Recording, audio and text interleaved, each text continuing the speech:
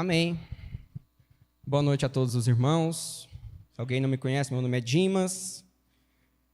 Caminho com o pastor minha vida inteira, né? Acho que desde os meus 1 ano de idade que eu vim para a Vila Redenção. Então, aqui é um enorme prazer hoje estar aqui compartilhando com os irmãos nessa caminhada muito boa. Eu quero compartilhar hoje com os irmãos um texto que, com certeza, a maioria conhece, que está em 2 Reis, capítulo 4, que o texto acima, né, geralmente eles colocam na Bíblia, eles colocam um título. Esse título, geralmente, ele não é... a maioria não, né? Ele não é bíblico, né? É o autor, ou quem escreveu, coloca para facilitar a nossa vida, né? E o texto ele vem escrito a multiplicação do azeite. 2 Reis, capítulo 4, versículo 1.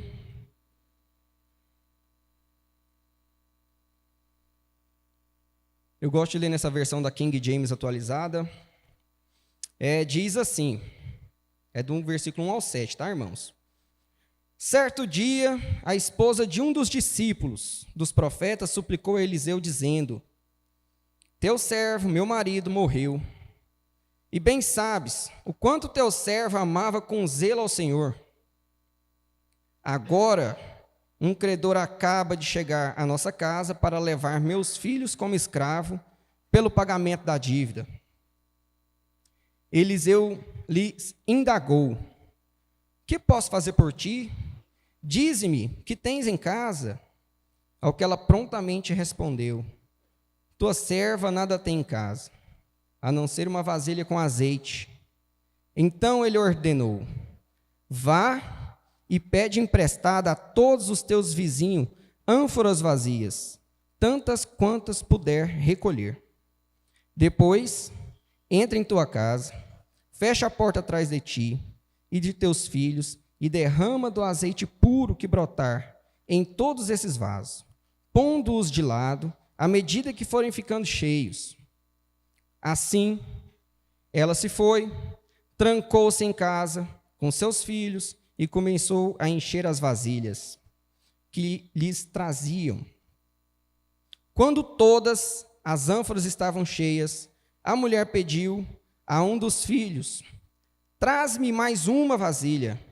Ao que ele replicou: Não há mais nenhuma vazia.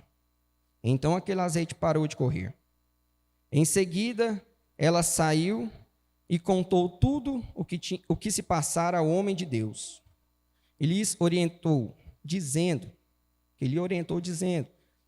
Pois agora vai, vende o óleo puro, paga todas as dívidas e viverás em paz, tu e teus filhos, do que lhe restar da venda. Amém?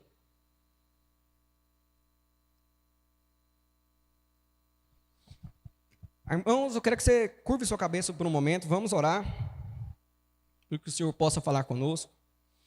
Bendito Pai, te agradeço por este momento que nós estamos aqui, Senhor. O Senhor falou muito comigo nessa palavra durante algum tempo, Senhor. E eu queria muito hoje, ao compartilhar essa palavra com meus irmãos, que o Senhor possa multiplicar o conhecimento que o Senhor me deu na vida dos meus irmãos. Que essa palavra compartilhada aqui hoje, Pai amado, possa ser multiplicada no coração de cada um. E que cada um aqui, Pai amado, saia satisfeito com o pão da vida que for ofertado para cada um dos meus irmãos, Pai. No nome de Cristo Jesus. Amém. Esse texto, meus irmãos, ele tem um começo, um meio e um fim, ele é uma história. Graças a Deus tem um final feliz, como nós já analisamos. Essa história, ela tem um profeta por nome de Eliseu, tem uma esposa viúva, alguns filhos, suponho que 2. O texto original não fala, algumas traduções trazem 2 filhos. Tem um credor, um devedor que faleceu. A Bíblia cita apenas o nome de Eliseu. Ela não cita o nome dos demais personagens da Bíblia. Geralmente eu entendo que quando o Senhor ele não, na palavra dele, ele não cita nomes, eu creio que isso é uma história que pode servir para qualquer pessoa. E essa história, a síntese dela é um marido que, apesar de temente a Deus, morreu e deixou sua família com uma dificuldade financeira tremenda. Essa é a história. Passar por dificuldade financeira é algo comum ou é algo extraordinário? É comum. Alguém aqui, é mais fácil a gente perguntar, alguém aqui nunca teve um problema financeiro? Comum. E a família passando por essa situação financeira difícil, dentro dessa história a gente pode trazer algumas lições e princípios. E a primeira que eu gostaria de tratar com os irmãos, eu vou nomear aqui como cuidado com as análises das motivações. No primeiro versículo até o 7, a palavra de Deus ela não traz o motivo pelo qual aquela família chegou naquela situação. A Bíblia não fala por que eles estavam daquela forma. A Bíblia não fala se aquele homem de Deus era prudente com a finança dele. Não fala se ele foi um mau gestor. Não fala se ele geriu um negócio ruim e esse negócio foi ao fracasso. Não fala se ele jogou na bet, perdeu e lascou a vida dele e da família. Ela não trouxe informações a respeito disso. E uma lição que a gente pode trazer, a primeira, é para quando a gente estiver diante de uma situação, a gente não procurar culpa. Às vezes, a gente, procurando culpados, a gente não foca naquilo que pode trazer uma solução para a nossa vida. E o início do texto fala de um princípio muito importante na nossa vida. O princípio da honra. Quando essa mulher, ela está diante, que ela chega diante do profeta, o grande profeta Eliseu, ela não chega falando mal do marido dela, do marido dela. Ela não está ali, ela não chega lá e falando, aquele homem irresponsável, aquele homem que ficou cuidando das coisas de Deus aí para você e deixou a nossa família naufragar. Não ouviu os meus conselhos, fez coisa errada com o dinheiro. Ela não fala nada disso. Pelo contrário. Ela honra aquele marido. E diante de uma situação horrorosa, né, irmãos? Uma situação que acontece até hoje. Vários países, principalmente ali na Ásia, se você ficar devendo, a sua família é levada como escravo. Pensa uma mãe numa situação dessa, né? Vai ter seus filhos levados. Muito pelo contrário. Ela chega diante do marido dela, no versículo 1, e fala o seguinte: e bem sabes o quanto teu servo amava com zelo ao Senhor. Dá para a gente afirmar que, pela palavra,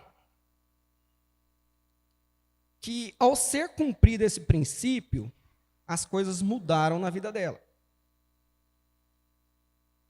Essa mulher ela teve muita sabedoria em conduzir a casa dela na ausência fatídica do marido que faleceu.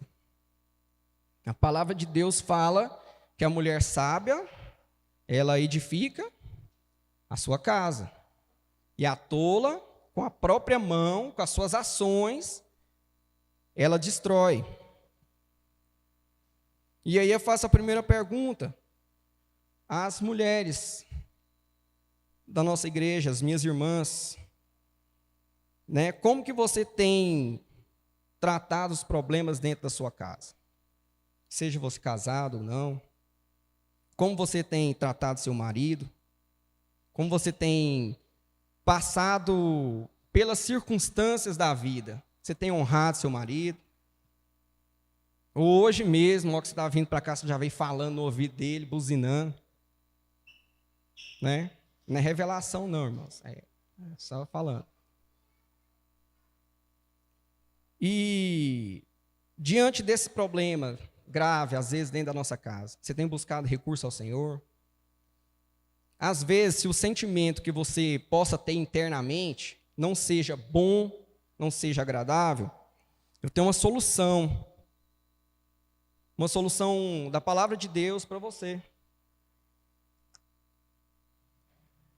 A palavra de Deus diz o seguinte: se você precisar de sabedoria, você busca ao Senhor, é só pedir, que Ele vai te dar com alegria.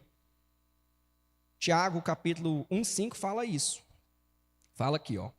Se um de vós tem falta de sabedoria, roga a Deus, que a todos concede liberalmente, com grande alegria. Provérbios 2:6 fala assim, ó: porquanto é o Senhor quem concede sabedoria, e da sua boca procede a inteligência e o discernimento. A palavra de Deus fala que por falta de sabedoria o povo se perde, por falta de conselho, por falta de inteligência mesmo, por falta de discernimento. Então, quando a gente pede conselho, pede sabedoria ao Senhor, eu acho que Deus, assim, Ele dá um sorriso na hora, porque Ele vai te conceder com alegria. Então, o primeiro princípio que a gente vê nesse texto é de honrar. Não procura culpado por um problema. Seja sábia. Honra teu marido, honra teu pai, honra tua mãe. Amém? Por outro lado, na mesma situação, nós temos um homem que, apesar de ter morrido e deixado a família dele, né, numa situação calamitosa, horrível, possivelmente, né, não preciso nem tecer muitas palavras para falar desse homem, se a Bíblia não falou mal dele, né, não sou eu quem vou falar mal. E, apesar dessa situação toda, a gente pode afirmar que aquele homem era um homem de Deus.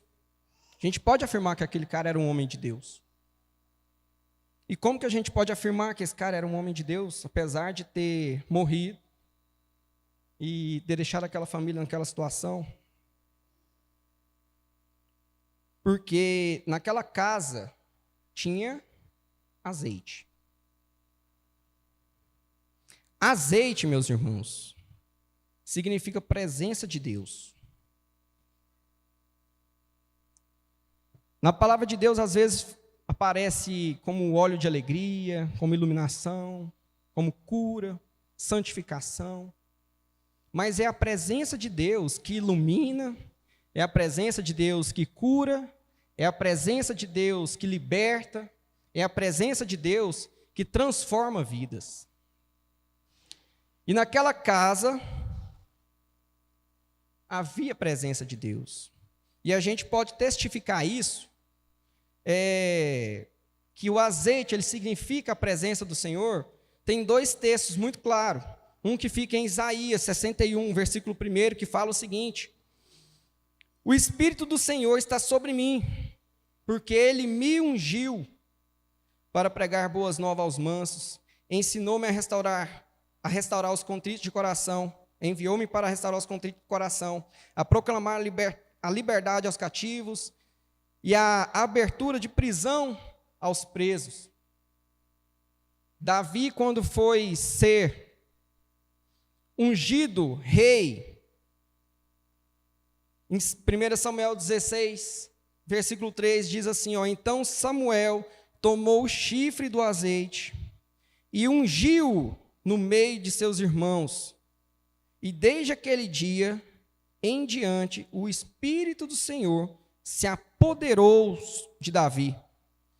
Então Samuel se levantou e voltou a Ramá. Então, o azeite, ele significa a presença do Senhor, o Espírito Santo de Deus. E quando aquela mulher se apresentou ao profeta, ela deve ter revirado tudo. Porque quando aquele cara chegou, o credor chega lá, está me devendo, não tem como pagar, vou ter que levar seus filhos. Eu acredito que essa mulher, ela deve ter revirado tudo.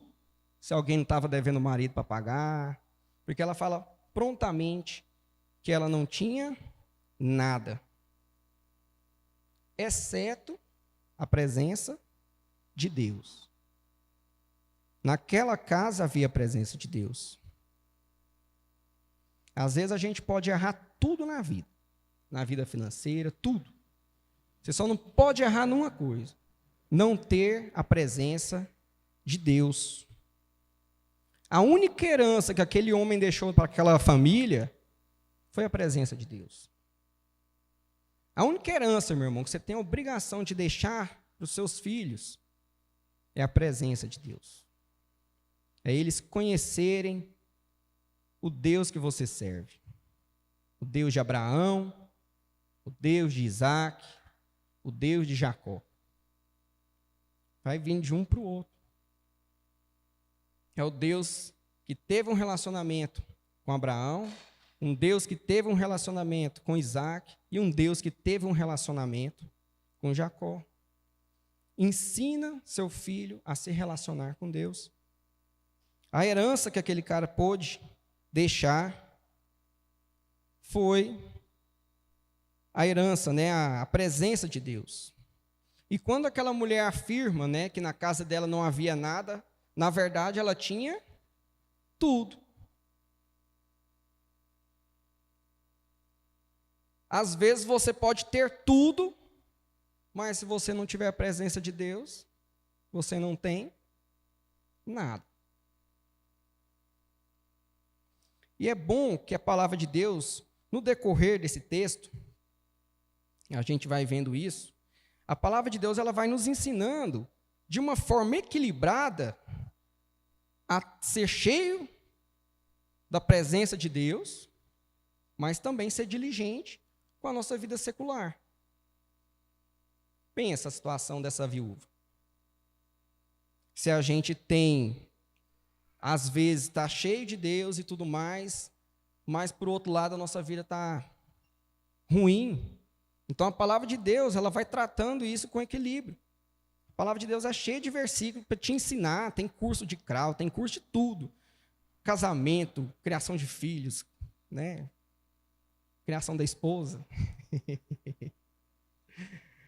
Brincadeira, irmãos. Então, a palavra de Deus, ela te ensina tudo. Tudo, tudo, tudo. Para você ter um equilíbrio na sua vida. Porque é ruim, às vezes, um cara cheio de Deus, temente a Deus, mas a vida dele é um fracasso na vida secular. Ou às vezes o cara é um sucesso na vida secular, mas é um fracasso como homem de Deus. E a dívida, ela nos torna escravo. Literalmente. Isso é bíblico. Provérbios 22, 7 fala que o rico domina sobre os pobres, e o que toma emprestado é servo do que empresta. Seja cheio da presença de Deus e também seja prudente.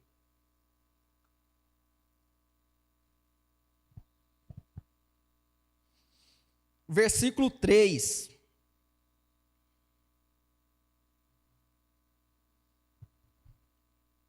Versículo 3 diz assim: então ele ordenou: vá e pede emprestada a todos os teus vizinhos ânforas vazias, tantas quantas puder recolher.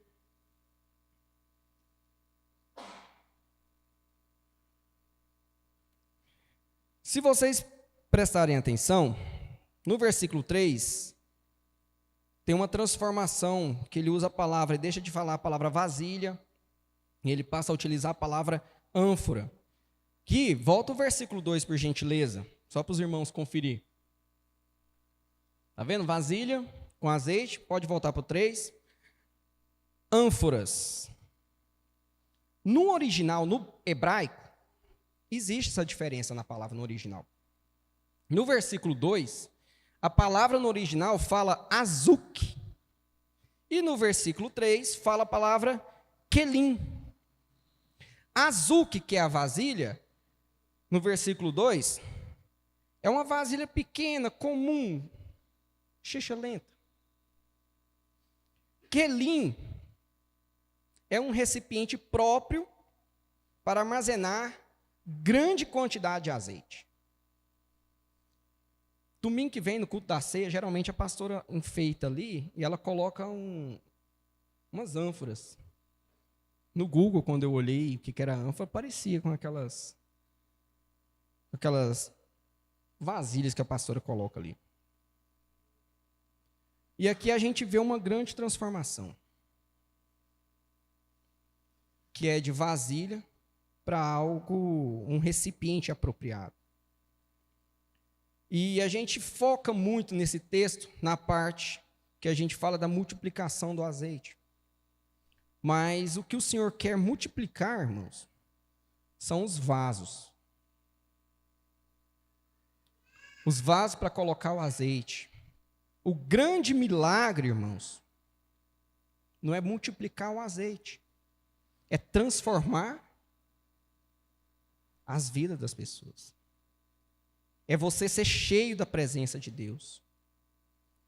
Deus quer homens e mulheres dispostos a ser transformados pela presença de Deus em suas vidas. Vasos como que a gente leu, Isaías, vasos como Davi, como Esther, como Ruth, como Maria. Pessoas cheias da presença de Deus. Essa que é a transformação. Para o Senhor multiplicar o azeite, irmãos. Para Deus, por exemplo, resolver sua vida financeira, Ele manda um peixe com a moeda na boca. Mas para transformar uma vida, livrar alguém do pecado, irmãos, aí é difícil. Aí é milagre. Eu até falo isso porque a casa que eu morava, a outra, na época, era casa de conjunto. E meus pais são pastores. Aí era uma casa com a sala, uma cozinha com um quarto, bem improvisado. E eu ficava estudando um pouco escondido e eu via meu pai e minha mãe aconselhando casais a vida toda ali. E eu ficava ouvindo. Tinha história que eu ouvia, irmãos, que eu falava assim, impossível acontecer alguma coisa nesse trem aqui. Eu olhava, nossa, o que essa mulher está fazendo na vida dela? O que esse homem está fazendo na vida dele? E o Senhor milagrosamente transformava essas vidas. O Senhor quer multiplicar a maior quantidade de azeite para colocar dentro dessas vasilhas e transformar essas vidas. Existe azeite para todos. Nunca vai faltar azeite.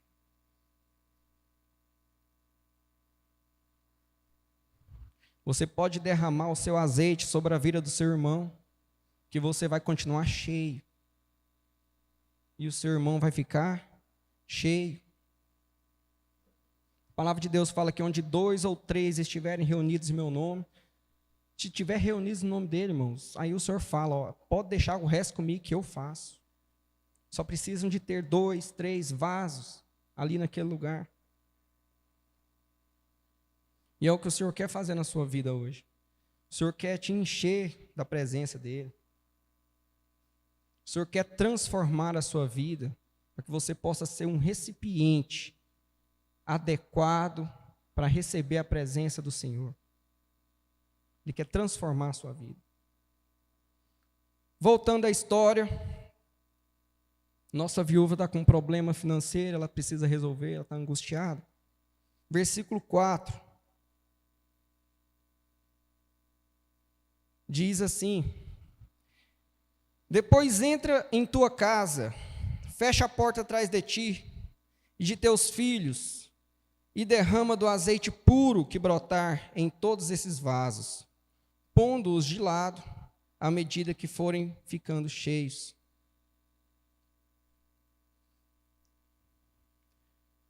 Essa mulher, nesse texto aqui, eu acredito que o profeta, ele blinda ali o coração daquela mulher, ele blinda a mente dela, de uma forma para impedir que essa mulher perdesse o milagre dela.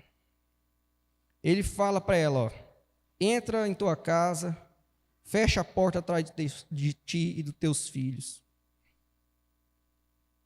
Às vezes, se essa mulher fosse para a casa dela, ela teve uma palavra do profeta, e ela saísse anunciando aquilo lá para a vizinhança toda, e alguém podia semear alguma palavra que tirasse a fé dela. E quantas vezes uma palavra tira a gente, né, já semeia uma dúvida ali no coração. Essa semana mesmo eu passei por isso. Você está ali confiante, e aí vem uma palavra assim, você já não fica mais confiante. E na palavra de Deus fala, Provérbios 18, 21, também nos lembra, a morte e a vida estão no poder da língua.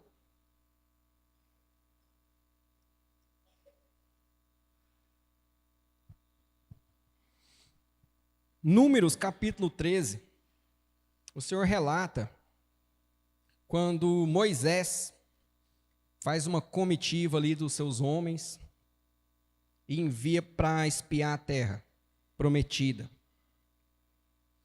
Esses irmãos vão para lá, fica 40 dias, vê uma terra maravilhosa, o Senhor prometeu algo maravilhoso, 2 homens para carregar um cacho de uva, e esses caras voltam de lá assim, né, maravilhados. Porém, ele enviou 12, um representante de cada tribo. 10 vem falando, ó, a terra realmente é boa, é maravilhosa, mas sem chance da gente conseguir vencer aquele povo. Josué e Caleb é contra, não se deixa esmorecer pelas palavras, mas, infelizmente, ele é vencido.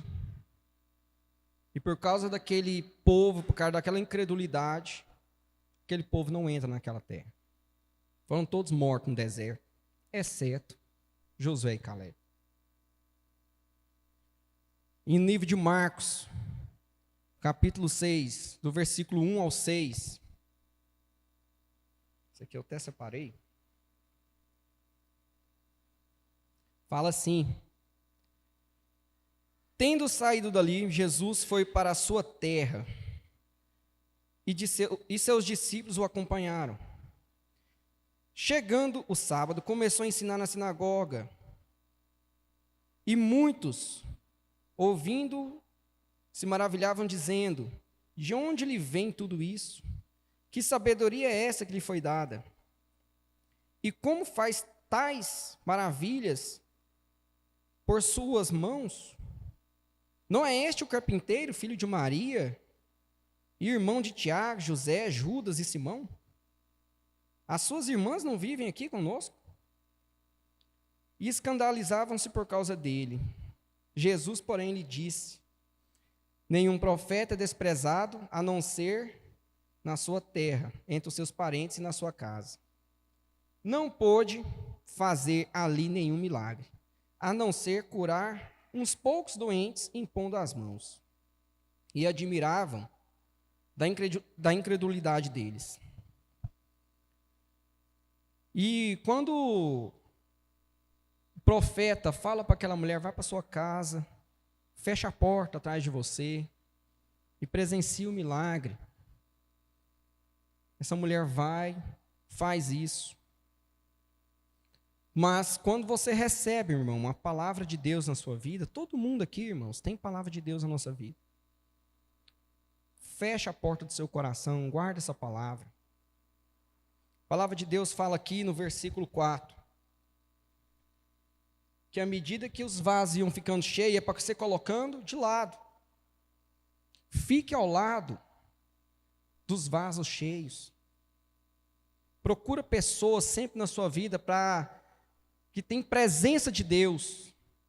Para se você diminuir ali a presença, se você, apesar que não tem como a gente aumentar ou diminuir a presença de Deus, que a presença de Deus ela é, mas o seu irmão cheio da unção de Deus, ele vai te encher. Fique ao lado dos vasos. Versículo 5. Assim ela se foi, trancou-se em casa com seus filhos e começou a encher as vasilhas que lhes traziam. Ela obedeceu? O profeta falou, vai, fecha, reúne, tudo que você puder de ânfora, coloca lá dentro, fecha a porta. A palavra fala que ela fez mais, né? Que ela foi, ela não só fechou, ela trancou a porta. Ali não entrava e ninguém saía, né? Ninguém entrava e ninguém saía ali, estava trancado. Ela só seguiu a palavra. Às vezes o que a gente só precisa fazer é seguir a palavra. Segue a bendita palavra. E a obediência, ela traz o seu milagre. Mantenha-se obediente. A palavra de Deus fala, Deuteronômio lá, capítulo 28, um monte de bênção. São 14 versículos de bênçãos se você obedecer ao Senhor. Aí, salvo engano, depois do 14, vai do 14 até o 44, se eu não me engano. Se você não obedecer, meu irmão, é maldição também para dar com pau lá. Lá fala que se você... Uma das maldições... Gente, que horror, né? Você casa, mas sua mulher não vai ser sua. Eu parei de ler ali. Falei, não, já está bom. Não vou ler mais aqui, não. Já fui convencido a obedecer.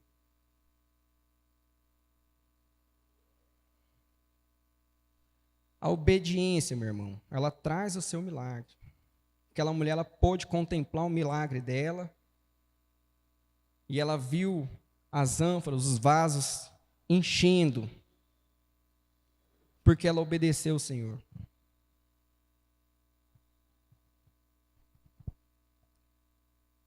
E se Deus quiser, todos os meus irmãos hoje vão voltar cheios da presença de Deus. Amém? Versículo 6.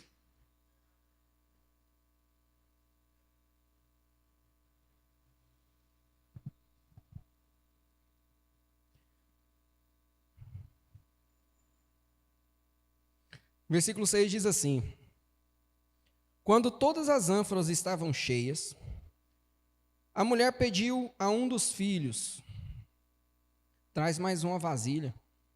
Ao que ele replicou, não há mais nenhuma vasilha. Então aquele azeite parou de correr. Um azeite, numa vasilha até inadequada, foi suficiente para encher todas as outras. O azeite que Deus pode colocar na sua vida, você vai encher todas as outras. Você vai encher todas as vasilhas da sua casa, da sua família. Todas.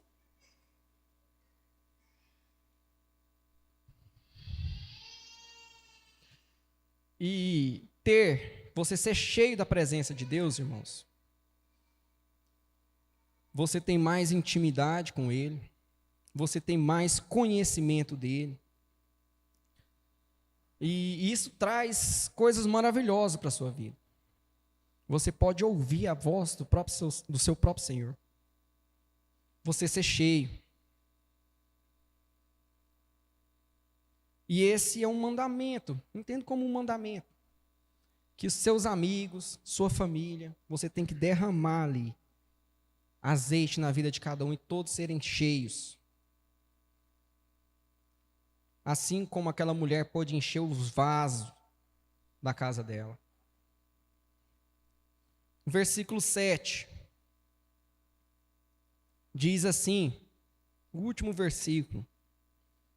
Em seguida, ela saiu e contou tudo o que passara ao homem de Deus, que lhe orientou dizendo: pois agora vai, vende esse óleo puro, paga todas as suas dívidas e viverá em paz, tu e teus filhos, do que restar da venda.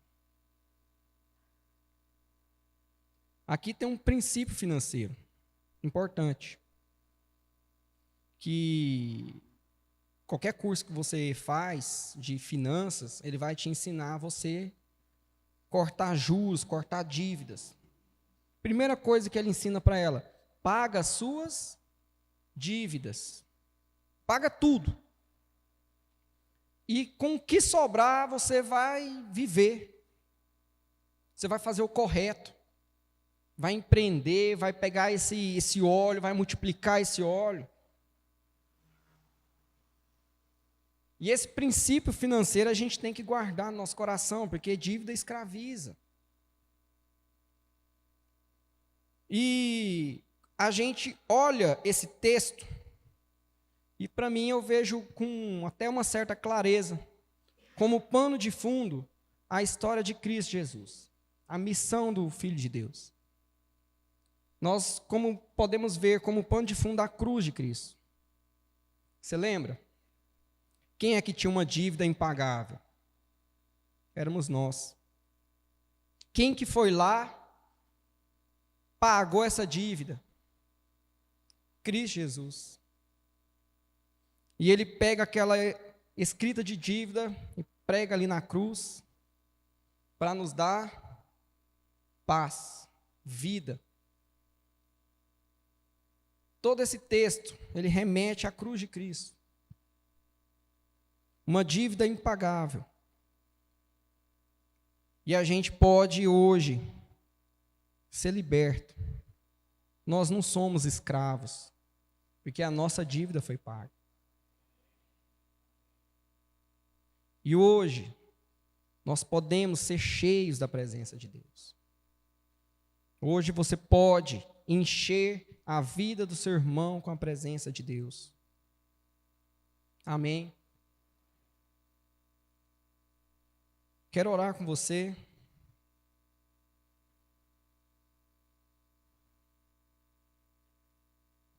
Gostaria que você curvasse a sua cabeça. Pai amado, quero agradecer por este momento que o Senhor pode compartilhar a palavra dele com os meus irmãos. Pai amado, na tua palavra diz, no livro de João, que o Senhor amou o mundo de tal maneira que o Senhor deu o seu Filho para nós, para nos salvar. Para que nós tenhamos a vida eterna. Pai, eu creio que a vida eterna é Cristo Jesus. Pai amado, e o Senhor fez uma promessa conosco, que aonde o Senhor estivesse, nós estaríamos junto contigo. Essa é a presença, Pai amado, que nós ansiamos para estar ao teu lado, visível, Pai, todos os dias, pela eternidade. Pai amado, obrigado porque o Senhor transforma a nossa vida para sermos ânforas, e que nós possamos ser cheios da tua presença. Pai, eu te agradeço pela vida dos meus irmãos, que hoje, meu Pai amado, eu tenho certeza que todos vão voltar cheios da tua presença, no nome de Cristo Jesus. Nós ansiamos, Pai amado, para que o dia que nós possamos estar juntos contigo, na tua presença por todo sempre, Pai. Amém, Senhor.